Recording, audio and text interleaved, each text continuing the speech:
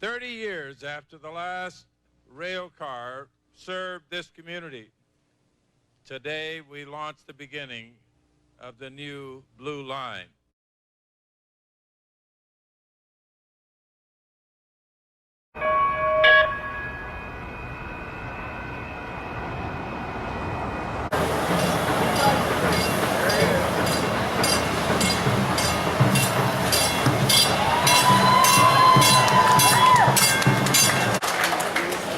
To 1-0, today we celebrate a major milestone for Los Angeles.